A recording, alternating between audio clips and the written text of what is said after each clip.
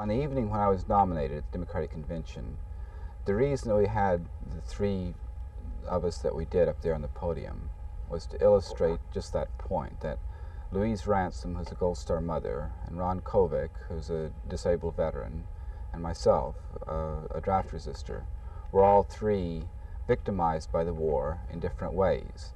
And we all three came to the same conclusions about the war, and we all three felt strongly enough about what the war has done to our society, and strongly enough about the amnesty issue to want to get up there and show that we were together behind this issue at the Democratic Convention. In addition to leaving the country because you wanted to avoid the draft, you also left so that you could avoid jail. But when you came back, you faced the possibility of going to jail.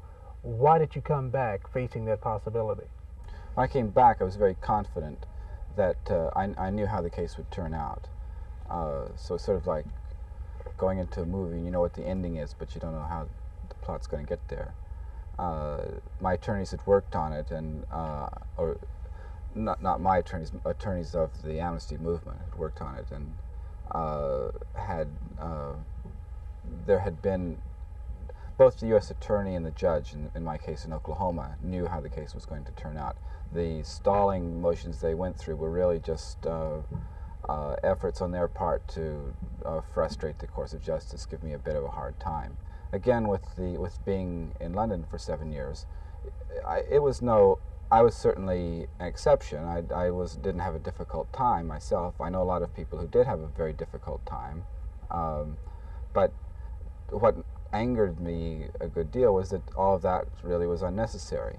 I'm talking about amnesty in terms not only of a few thousand draft resistors, but also 20 or 30,000 Vietnam deserters, and about 790,000 Vietnam-era veterans with less than honorable discharges, who are the hard core of unemployment in the country today, who are disproportionately poor and black, who are victims because of minor acts of opposition while they were in the services. Do you really think that kind of amnesty will ever come about? If it doesn't come about, then what it will represent is an inability of America to look at the consequences of that war, and to look at the war itself, and to prevent the same kind of war occurring again in the future. You say that you adjusted well to your 7-year exile, but what I want to know is, were there times that you cried?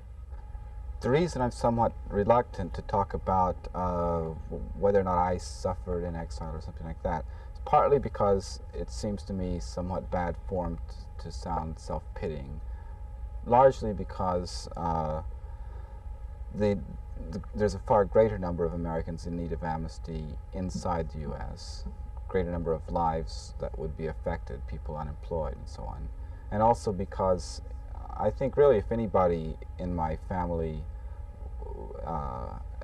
suffered from my being in Britain, it would be other people in my family. My mother, my brother. My mother, when I left the country, wasn't opposed to the war.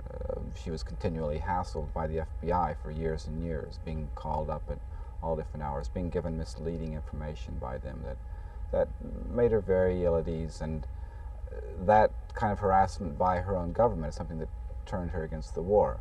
My brother was in the Navy, and FBI would come and visit him on board ship, and in front of his command, to let his commanding officer know that his brother was a draft dodger. I have a great deal of faith in the American people. I wouldn't have, I